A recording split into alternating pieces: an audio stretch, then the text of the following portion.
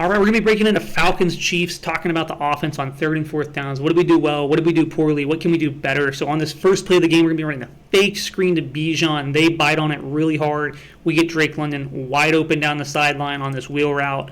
It's great design. The Chiefs, obviously have a coverage bust here. I don't know whose it's on, but I do know I like how we're attacking man coverage. So right here, Drake's going to come over like he's trying to block this player, and then he's just going to release on the wheel. Bijan is kind of taking 2 or 3 steps and then coming right back to the ball, looking to pick it up.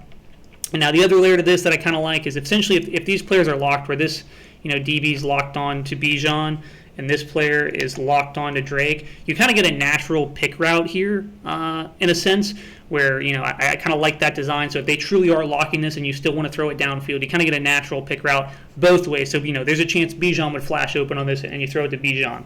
So, we'll talk briefly about what we're doing on the backside. Just, we have the full picture here. You're running an in and you're pairing it with kind of this post glance route in that end zone area. So it's good design. We're going to see here fake screen. And this is where I'm talking about kind of subtle pick route, where if they were supposed to be carrying this, it looks like he's trying to pass it off, but if he was truly locked, you essentially create a pick route right there, and you'd have Drake London, coming wide open anyways. So good design on the first 3rd down of the game. I thought we came in there with a plan to attack the Chiefs' man coverage tendencies. All right, next one here, we're going to talk about what I would classify as a bit of a lowercase miss from Kirk Cousins. I think this is a throw I would like to see made. I think we can trust our big-bodied receiver to make a catch over the middle against this kind of deep hook player who comes off of it, tries to occupy that window. Again, I get it's sort of a murky throw. I just think we can make it, and that's what it comes down to. So, if you disagree, that's fair. I'm not the end-all, be-all of QB evaluation, but I just think this is a throw we can make that we don't. Now, what you're going to see is Mooney kind of coming up the hash and then selling this corner out. That deep middle hook player does a really good job, following Mooney and then peeling off to Drake. But again, I just think it's a throw that we need to trust our guy to make over the middle. I think he has the leverage. I don't think the middle hook player, based on his hips and based on his alignment, is going to be able to make a play on this ball. So let's go ahead and draw it up. So you have Mooney coming down, running that corner, Drake London coming up, running that in. You kind of pair it with this over, kind of by the hash, hook route. And then backside we have Kyle Pitts just trying to win one-on-one. So I think you can make this throw to Drake London over the middle. Let's talk about why. Also, I just want to highlight, Bijan does such a good job picking up a blitz. He did it all game long. He is a true weapon in pass protection now. So right here, this pocket's pretty good. And you can see Drake is starting to turn his head to try to make this release inside. So right here, if you were to throw it, based on the leverage of this kind of middle hook defender, I think you can throw it across his face. And I think if you're putting it right out there, Drake is coming back to the ball, making a really good catch, and he's going upfield. I think we can make that throw. I think we need to trust Drake London to make that play.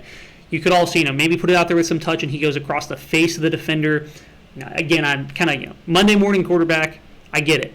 I just think we can make this throw.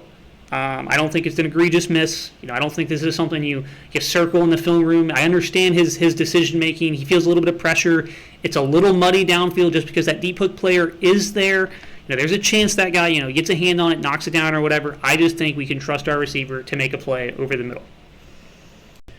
All right, next one here. We're going to talk a little bit about how it's just kind of tough living in this world without an athletic quarterback. Because I think if you have a different guy out there, a different, more athletic quarterback, who has the field vision, you're potentially talking about a big hitter to Ray here. Unfortunately, Kirk's playing this on time. The window's not really there. He's trying to get out late. Just isn't the sort of guy who's going to be able to do that successfully very often. So concept-wise, you're going to see here is Mooney kind of on this inside release, running the corner. You're going to pair it with Ray here. I don't think this is quite like a scissors concept, but it plays out kind of like an over-the-middle crosser. And then you have a Pitts kind of in and out, kind of whip route, if you will. Top side where Kirk opens to, Drake London is kind of just running a pick route for Bijan. This is where the ball is really meant to go, kind of on the quick out to Bijan in the flat. Kirk doesn't like it, so he comes off of it. So we'll talk about it right here. I understand why he doesn't really like this throw. I think it's deceptive there. It looks more open. It's kind of muddy. I wouldn't throw it either. Comes back over the middle. He wants to hit Ray here. Could he? I don't know. The window there's kind of tight. He doesn't like it. He wants to wait for the second window. Oh, the linebacker's in the second throwing window. I think this is where you could maybe talk about layering it over.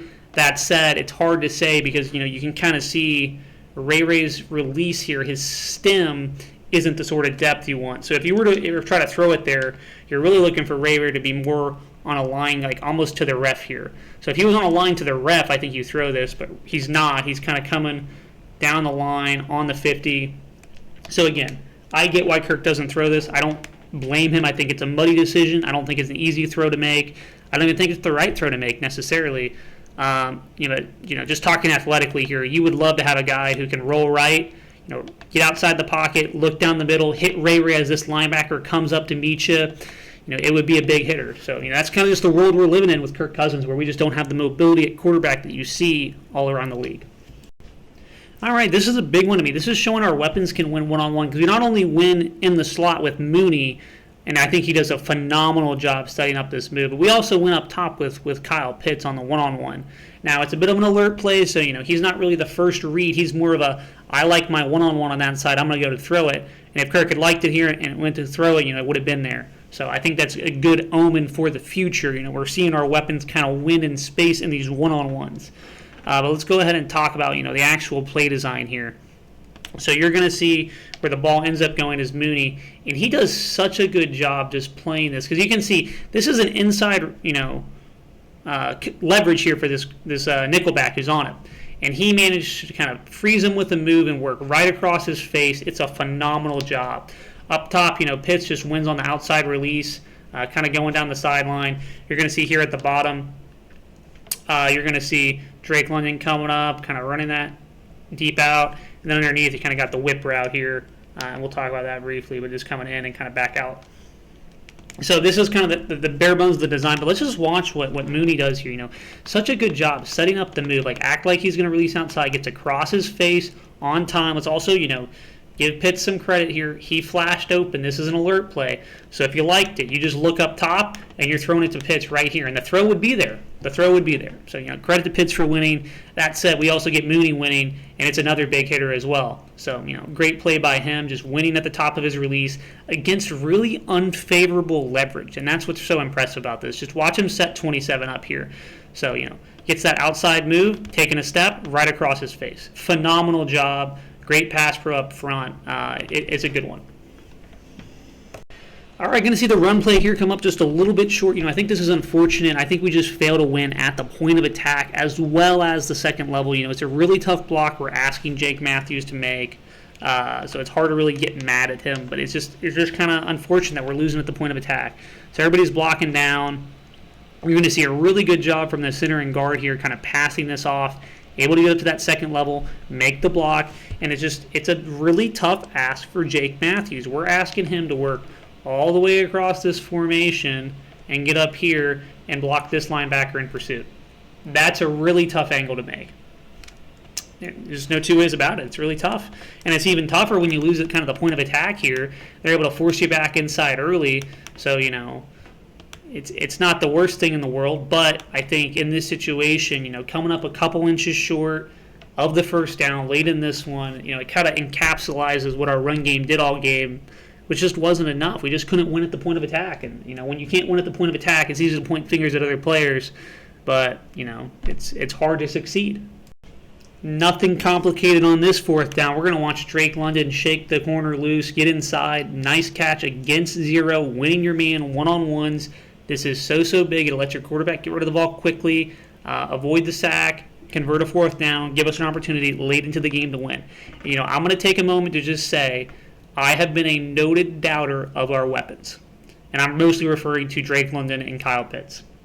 Because I just think, I think they're good. I don't think they're great. I know they were drafted high and everything, but in terms of what they've done on the field, I don't think you can look at them and pretend over their 3-year span they've been elite weapons that we need them to be. However, with the caveat here, Drake London, these past 2 weeks when we have needed him to win on critical downs, I know he's not going off for 200 yards. I get that. But what he is doing is when we need him to win, he's coming up, he's shaking a corner loose, and he is winning reps we need him to win. That, to me, is the sign of a number one receiver. When we need you to win, when the defense knows you're a number one option, can you still win? He does it here. So, credit to him. 2 weeks in a row, we've called on him when we need him, and he has stepped up started to show the signs of being that elite number one receiver. We just need to keep it up over the coming months. All right, looking at the Kyle Pitts in the red zone, I really like the design of this one. I think it does a really good job both punishing man coverage and zone. We end up drawing man coverage. Pitts just wins, but also I think Drake London is kind of the intent of the play laid into it, and he also wins kind of using his stack formation to his advantage. So let's talk about it. So first of all, we'll just focus on Pitts here because he's the big winner. What he does is he comes in here, really sells it inside and gets around him, and kind of just flashes open and takes it right down the middle. And we just got to give him a better ball. But in terms of design, right down here, they're running kind of this out. And what Drake does is a really good job of kind of staying in line. And as he gets to the top of his stem, he breaks inside and he flashes open. You also have kind of up top, kind of like just a glance route that's not really there. So this is kind of the design. I think it's intended to go to Drake. I think it's good because essentially what you're trying to do in a normal scenario, if this is zone or something, you're trying to high-low this player, or if it's in man coverage, right? So he's going to clear out, and you have all this space for Drake. So I think it's good versus both man and zone. So we'll go ahead and play it out here again. Kyle just wins really hard here, flashes open. Kirk tries to fit it to him. No excuses for me, man. You have a clean pocket. You got to put a better ball out there. It needs to be higher, first of all. It needs to just be higher. You got to throw Pitts like a jump ball. Secondly, you certainly can't throw. Look at this separation right here and how much Pitts has to slow down. Like, there's no reason it shouldn't be more in line kind of with the edge of the tee there. So this is a terrible rep from Kirk Cousins all around. And I think he would acknowledge that. I think we can all acknowledge that. I think we also can kind of talk about he's had an issue since he got here in Atlanta with throwing these low footballs. It's happened all the time through 3 weeks. I've seen it multiple times across all sorts of targets. So it's not just a Pitts issue; it's an everybody issue. But in terms of design, I think this is good offensive architecture. I think this is the players winning, and I think it's just the quarterback not executing at a high enough level.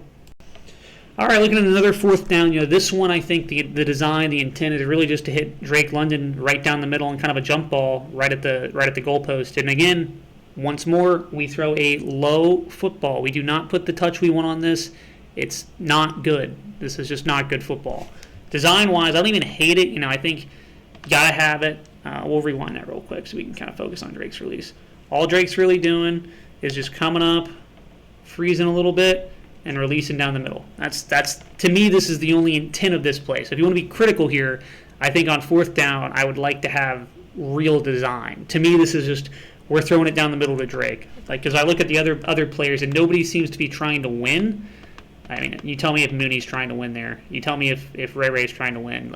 I don't know. To me, it just seems like the intent of the play is to hit Drake, which to me makes this less excusable because there's a world where okay, Kirk kind of has pressure in his face, but as far as I can tell, the intent of the play is just we're throwing a little jump ball down the middle to Drake. And if that's the case, then Kirk knows exactly where the football needs to be. It doesn't matter that he has pressure in his face. Throw with some real touch over top, and that's just terrible football, man. So that's back-to-back plays. We're underthrowing our weapons. Who, I would argue Drake won there. He won. If you put it a better ball out there, a high ball, he's probably catching it. So, back-to-back plays, we're getting kind of sold, with terrible football. So it's hard to be critical of the players. I'll be critical of the coaching there. I think we can have potentially better design on a fourth down than just throwing a jump ball to Pitts, or not Pitts, but Drake down the middle. That said, it fucking won, so can't be that critical, right? I mean, hell, I don't know what to say. We just threw terrible footballs on back-to-back downs. That's what cost us the game. All right, so this is kind of the play call sparking all the controversy. We're going to talk about it. I personally, am not super critical towards the play call. I think there's a world it works. We'll kind of talk about why it doesn't here. And part of it's, just a good play by the defense. There was some commentary on X, Twitter, whatever you want to call it, from former Falcons fullback Keith Smith, and he was talking about how, there's no one here to really blame. This is just probably an unscouted look where, they run this play in practice, but they're not used to this defensive look from the Chiefs, and that makes someone get unaccounted for, and how Algier's assignment is to block outside, and he does his job. And what you'd really like him to do, though, is have this vision flash where he sees the linebacker. There's a bunch of nuance to this play. I don't think it's as clear-cut as some people are trying to make it. But we'll talk about what the intent of the play is, because we can talk about the intent of the play. So the intent of the play is to win the damn football game. And how we're going to do that is with some outside zone, kind of win the edge here all across the board. That's the goal. What you're going to have here is Algier coming down as kind of lead blocker. And I kind of like this wrinkle. I know some people were upset with it, but I was actually looking forward to trying to see what the Falcons would do with these two running back sets, because they were in it a lot week one to some success. I say a lot. They were in it like 4 or 5 times in a couple different ways. But this time they're trying to run it, and Algier's going to come down here. He's going to try to hope win the edge. And then you're basically, the goal here is for Bijan to kind of be able to ride this out and then get outside. Not really how it works. Instead, what we're going to see, as we play it here, and this is where we're talking about how you would love it to flash. So right about here, you can see we don't win the edge in the way we want. We get some pushback on the guard and tackle. And right here, you would absolutely fucking love Algier to just know that this is kind of the most dangerous unblocked defender and come up and make that play. But it's an unscouted look, probably. I'm not in the room. I don't know. Maybe they've scouted this. But it's probably just one of those situations where they're in up-tempo mode. They're trying to get this play through, and it just doesn't quite click. So, you would love Algier to make this block. Instead, he's going to come over here and try to bump this outside. A true fullback, I think, makes this block, if I'm honest. However, that doesn't mean I think we should trash this play design. Because if Algier makes this block, if we can coach him, talk about it, learn from this, if he makes this block, Bijan's probably going for a touchdown? Probably. I can't say for sure, but it certainly had a better chance to, right? So, again, hard for me to be mad.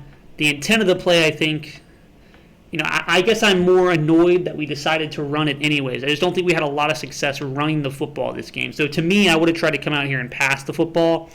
But in terms of evaluating just the play call, we're not talking should we have passed. In terms of evaluating what they called on the field to win the game, I don't think this is some god-awful, terrible football call. What I do think is, I would have done something different. And it's really easy to say that with hindsight. The team, wanted to win this way. They had an opportunity to. Again, I love Tyler Algier. We need to coach him up on kind of lead blocking if we're going to be doing this. You would love for this player to flash at him to make this block and us win this game, but he doesn't. So I don't think this is something you throw in the trash. I think it's something you refine and try to take advantage of this kind of 2 running back set like we did week 1 against the Steelers in the future. But, it's a tough way to lose. I'm not going to lie to anybody. It was a tough way to lose.